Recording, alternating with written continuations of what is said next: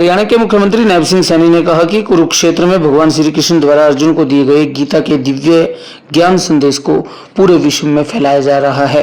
Indonesia के साथ भारत के पुराने सांस्कृतिक संबंध तो थे ही, अब इन संबंधों में गीता ज्ञान भी शामिल किया गया है।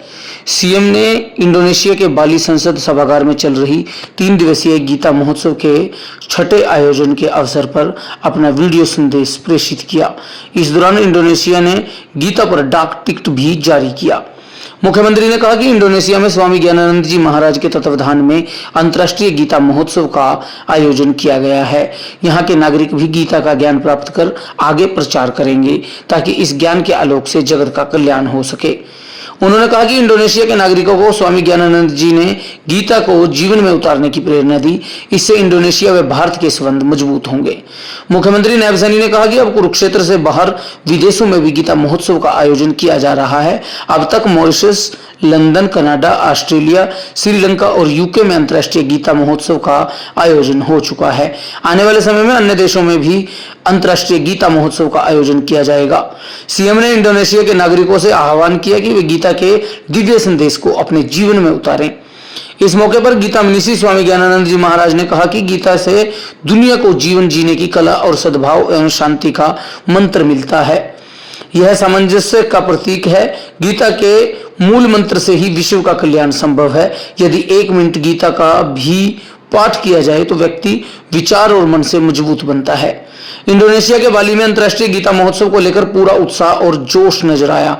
इंडोनेशिया के नागरिक गीता को अपने जीवन में उतारने के साथ साथ इस ज्ञान का प्रचार भी करेंगे। इस मौके पर हरियाणा के पर्यटन मंत्री डॉक्टर अरविंद शर्मा ने कहा कि हरियाणा में भगवान श्री कृष्ण की विशाल प्रतिमा को बनाया जाए जिसे पूरा विश्व जाने।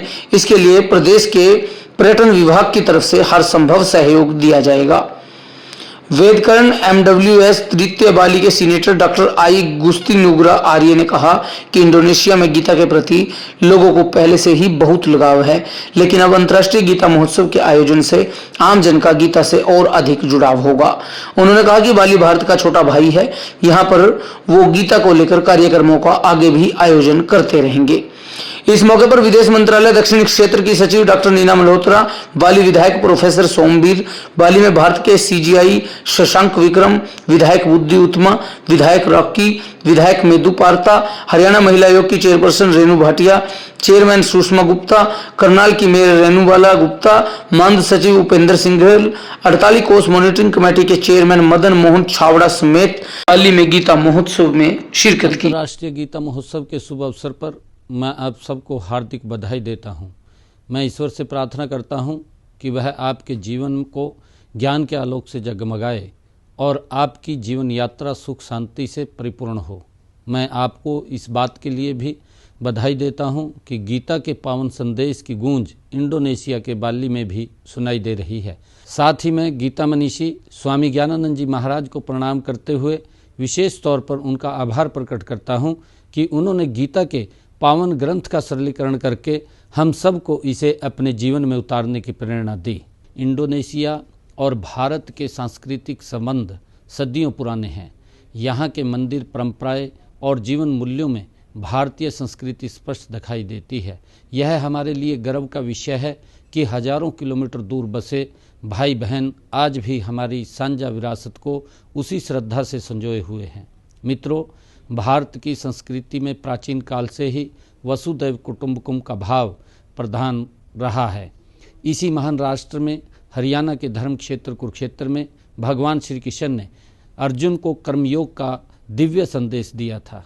इससे आज भी पूरा संसार प्रेरणा प्राप्त कर रहा है। हम चाहते हैं कि गीता का यह दिव्य ज्ञान विश्व के हर कोने में हर पीढ़ी तक निरंतर प्रभावित होता रहे। हमारे ओजस्वी और कर्मयोगी प्रधानमंत्री श्री नरेंद्र मोदी जी की प्रेरणा से हमने हर वर्ष गीता की जन्मस्थली कुरुक्षेत्र में मनाए जाने वाले गीता जयंती समारोह को अंतर्राष्ट्रीय स्तर पर मनाना शुरू किया है। हमने अंतर्राष्ट्रीय गीता महोत्सव को भारत से बाहर दूसरे देशों में भी मनाना शुरू किया था। मुझे खुशी है कि अंतर्राष्ट्रीय गीता महोत्सव Mauritius, London, Canada, Australia, Sri Lanka और यूके में मनाया जा चुका है। इसी श्रृंखला में बाली में 3 दिवसीय अंतर्राष्ट्रीय गीता महोत्सव का आयोजन किया जा रहा है। इसी के साथ अंतर्राष्ट्रीय गीता महोत्सव के आयोजन में भागीदारी के लिए मैं इंडोनेशिया वासियों का आभार प्रकट करता हूँ। साथ ही आह्वान करता हूँ कि गीता के इस दिव्य ज्ञान को अपने आचरण में उतारने का प्रयास करें। धन्यवाद।